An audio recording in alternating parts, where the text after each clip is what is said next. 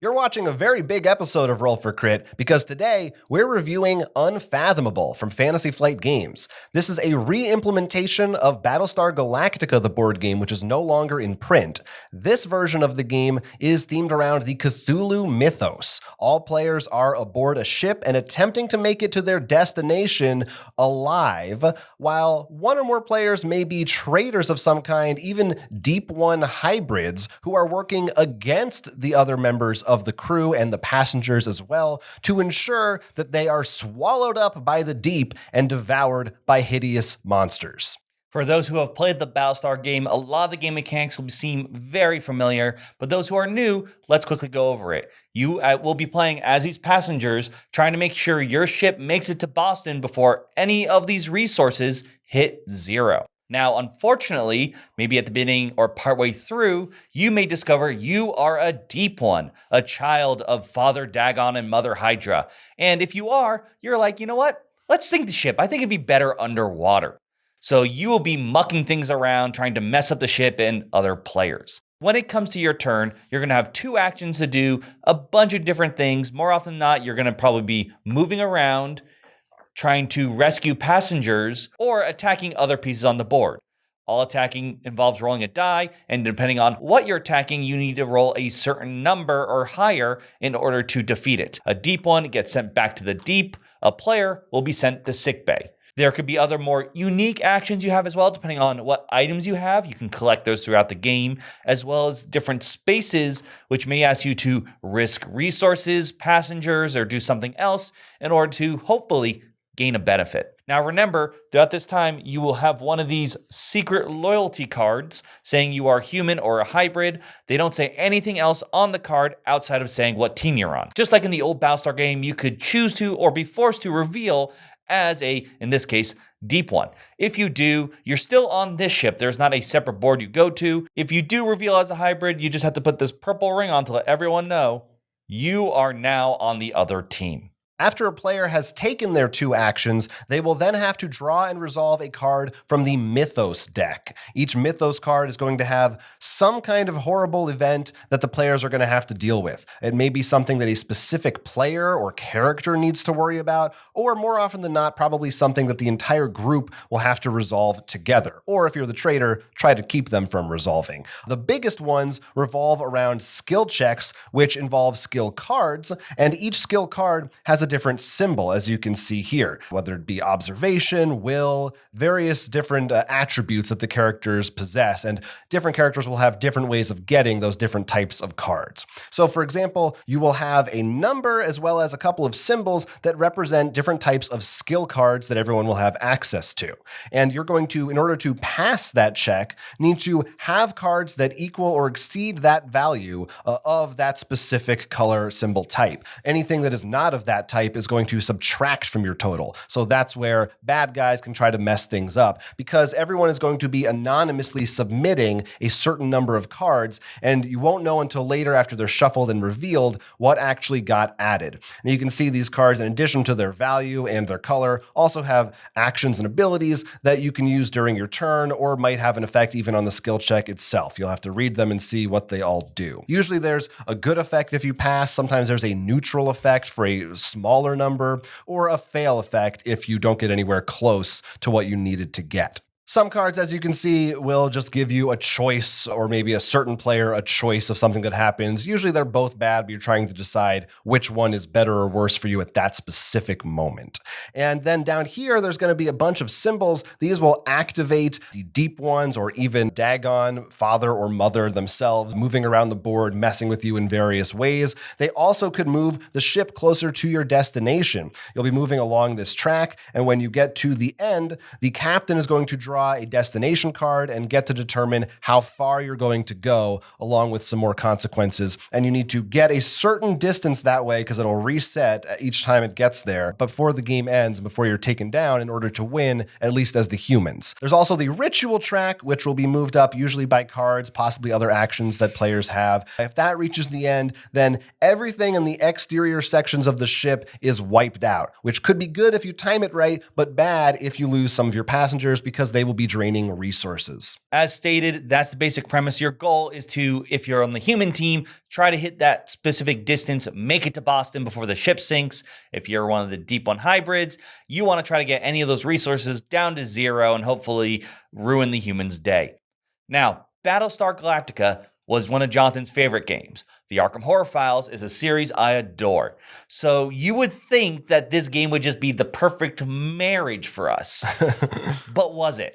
Was it? Yeah. Well, it's very hard. It's a lot of times we review new editions of games where we haven't played the originals, and that can present its own challenge. But for this game, I feel like it's a challenge for me to separate this from Battlestar Galactica. So for anyone who hasn't played Battlestar Galactica, I mean, I'll just start with this right out of the gate. The experience, as far as I had it, is 90%, maybe even 95% the same experience. None of the changes that they made, I think, did enough to greatly detract or greatly add to it. If you liked that game, you'll like this game. And if you didn't, you probably won't like this one. But that said, we can talk about the more specific differences. I think obviously the way these guys work is a little different. You don't have all these different kinds of ships. You don't have to leave the boat to try to attack them. Anyone can attack them as long as they're in these positions. It's also a cute thing where when you advance the ship, these guys move back a space because the boat goes past them, which is very cute. And I like that a lot because it also actually becomes a strategy. If you were to move and they're here,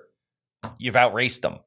So for playing on the human side, you're thinking about how, they're moving this way, we can get them out of the way. They also have some things you will recognize from before that I think were expansion things, like the treachery deck, but it seems like they streamlined a couple things. I mean, not as much as, like, I think I agree with you, as you said, to like this is the definitive replacement, but to be appreciated, I think, nonetheless. Yeah, there's not a ton of stuff from the expansions, but like the little things they threw in are nice. Honestly, if I had to say the biggest change for me between the two that I would adore and like Battlestar needs is how they deal with the traitors.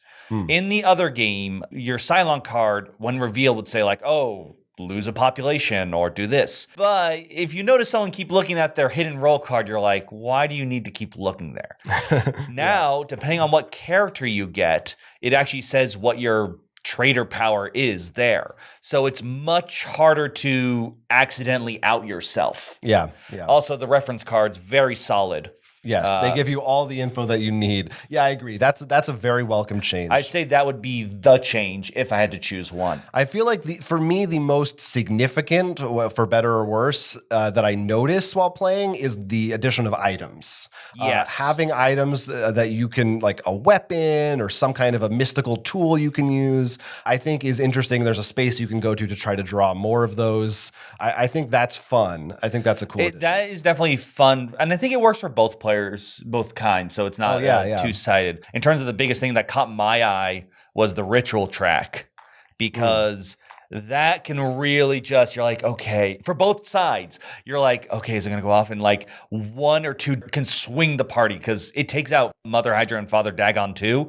So if you're on the traitor side, you're going to be like, oh no, not now. I just got Father Dagon out.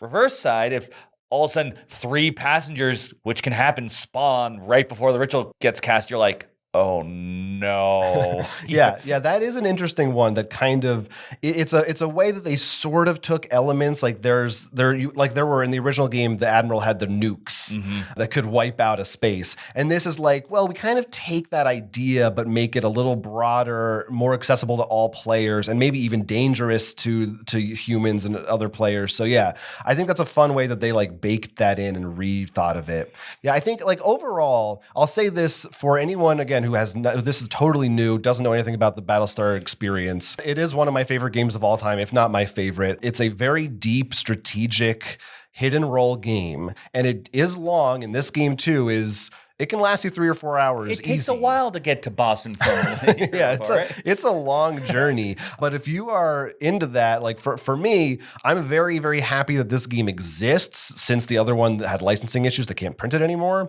I feel like I can now recommend this and feel good about it. Whereas before I used to feel bad saying, I love Battlestar Galactica. No one can play it. You have to spend $400. Right. I like that. For me, this is overall beneficial that I can say you can play this game. It is a I am happy Fantasy Flight because I am not as big of a trader person. Yeah. But I mean, the fact that Battlestar, I knew it was your favorite, and I don't disagree with it. I think it does, for the long form trader game, it does what you probably would look for. And for it to be out of print, and in particular with Battlestar, as you stated before, and I think I want to get to this now with the themes, it was perfect with the theme. And while it was out of print, I had said, like, this was probably one of the closest you could get that Fantasy Flight already had, like deep ones. Like, that was my problem with the Mansion of Madness scenario when they tried it. I thought it was terrible reimplementation when this actually is built around traders. Right. There's a Mansion of Madness scenario with traders that's just kind of a one-off thing. Yeah. Yeah, this whole game is clearly designed for it. That said, I want to focus more on the theme. First off, and this is nothing I think the game could do anything about, it does stink if you're a Battlestar fan. Let's just get that out of the way for something that fits so perfect. Yeah. But what was weird is if you've ever played anything from the Arkham horror line, they have a lot of art that they share.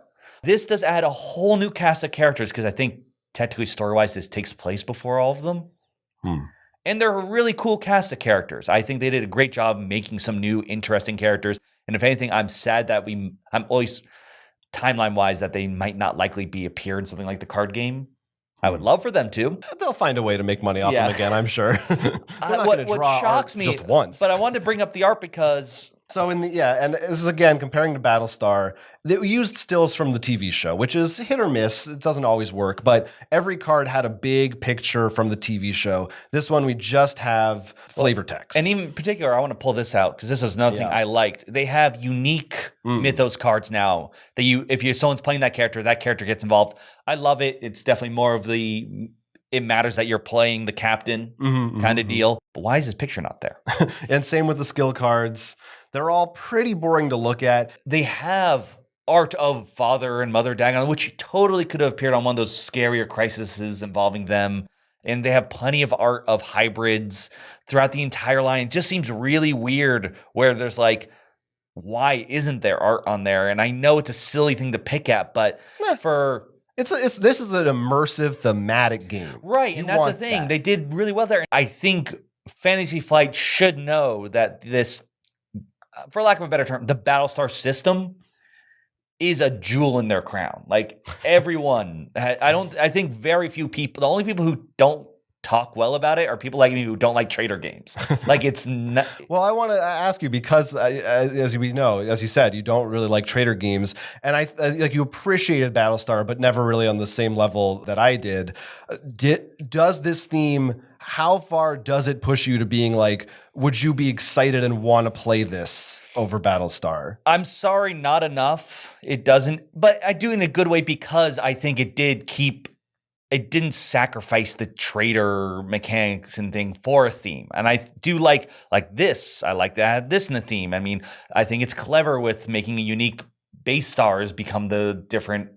Are they still other gods or the children of Cthulhu? Whatever they are. The unique characters. And like I said, for me, as someone who might want to think ahead if I am the trader and what to do, the fact I don't have to actually give myself away accidentally, that one, it seems small, but to me is huge, especially because this is a long game. So when you ruin the trader mechanic in that, you feel terrible. Yeah. So I think that's a big help.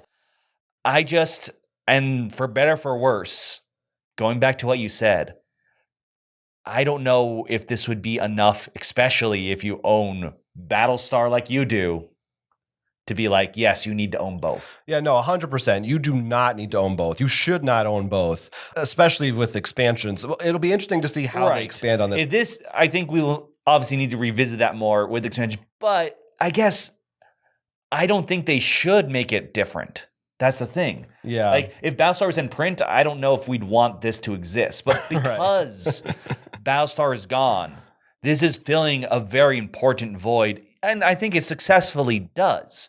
And when it comes to expansions, I assume what we're going to see is maybe retools of like the Pegasus and stuff. Like, we'll find another little ship or something along the way.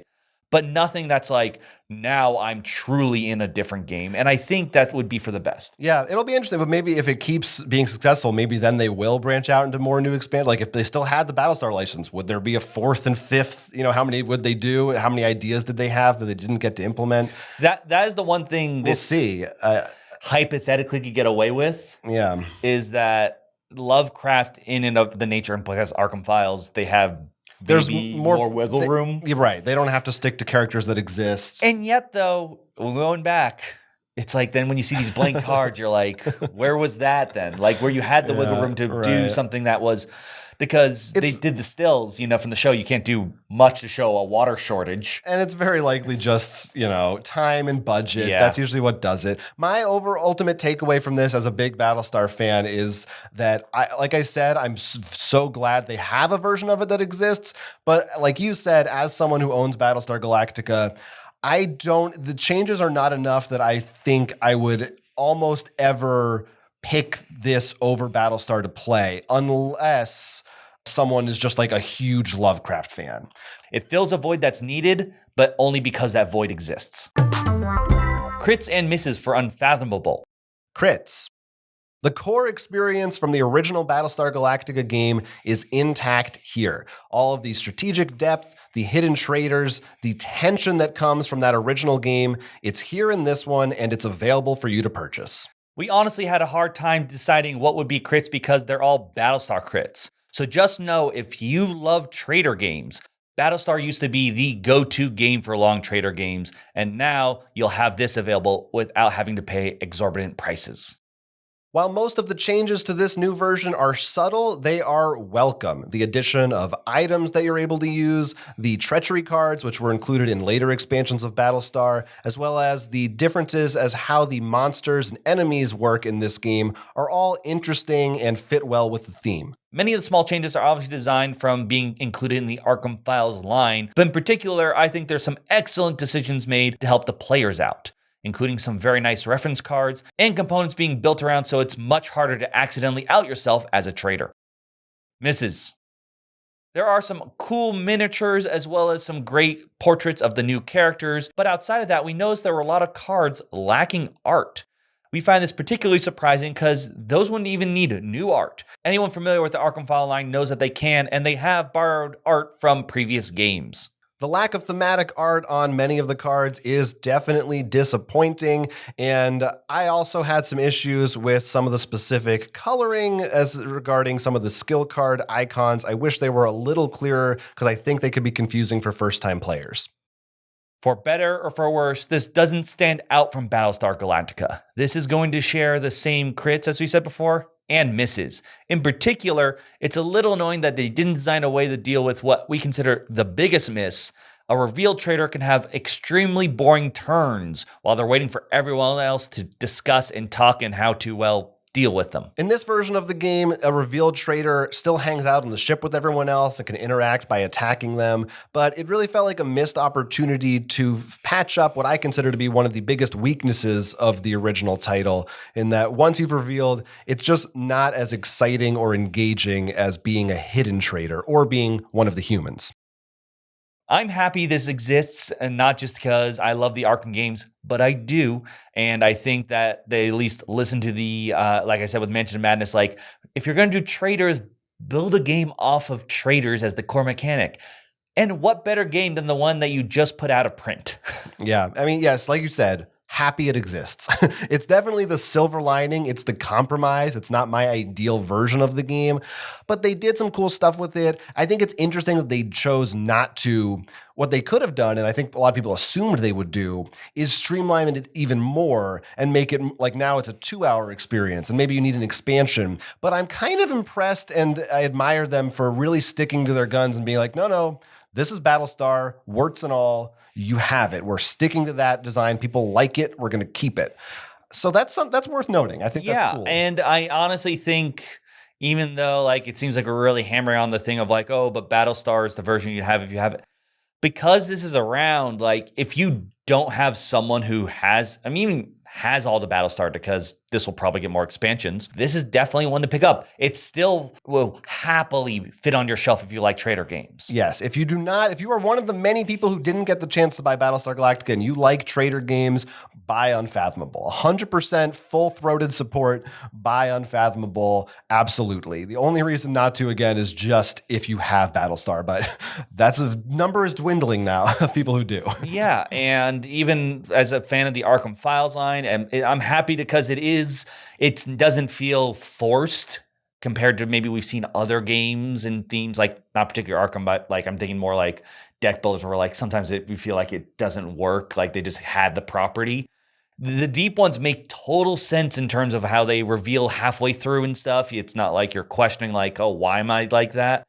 And how the boat moves to it. They still get a lot of the thematics that you love, which I think you have to love if you play the Arkham Files games. You have to be a guy who likes theme. Yeah, there are definitely elements that I could nitpick more, but I won't. Well, the thing is, I think that the reason that nitpicking happens is because we can't. There isn't that giant flaw that we're just like, I can't sit down at the table for this because that's a bad system or not fun. Yeah, and it's also from my intimate knowledge of the original game. It is honestly hard for me. I can't separate the two. I can't because I'm so familiar with it. So that's the hard thing. But I think, like we said, we landed on it. This is still a very solid experience, and despite some areas they could have improved on, it's overall worth your money, I think. Yeah, I am definitely think this was a smart move. I'm curious to see what they do in expansions. Like I said, I think they should probably still just follow Battlestar because, and just tweak it a little bit. With all the expansions, you were pretty happy with the most part of them. And I can see, like, as you said, outside of maybe there are a couple things, maybe a new rule set that somehow gives revealed traders something to do. Yeah, we'll see, because there are, like we said, a couple of things from expansions that they sort of baked into the core game already. So do they just release those without those elements, or do they add new ones to replace them, or do they combine some things from other expansions into different ways? And of course, as we stated earlier, since this is in the Arkham Files line and not attached to a live-action TV show, they have a bit more wiggle room too with what they can do and really make sure that the mechanics still shine and stay intact without having to be sacrificed for theme. Let us know what you think about Unfathomable if you are new to this world or if you're familiar with the original design. Talk to us in the comments down below and let us know what you're thinking about, because we would love to hear what different people's takes are on this particular title. Yeah, this is a very important one, and we'd love to hear your love or hate for it. But until then, I'm Will. I'm Jonathan. And this has been Roll for Crit. It's time to say so long and farewell. Before you say goodbye, please hit that like and subscribe. It really helps us out. And if you can, support us on Patreon. If you want to spend more time with us, we go live on both Twitch and our Roll for Crit channel, Roll for Crit Live. And those are more longer form videos. There'll be links down below, and we'd love to have you join us.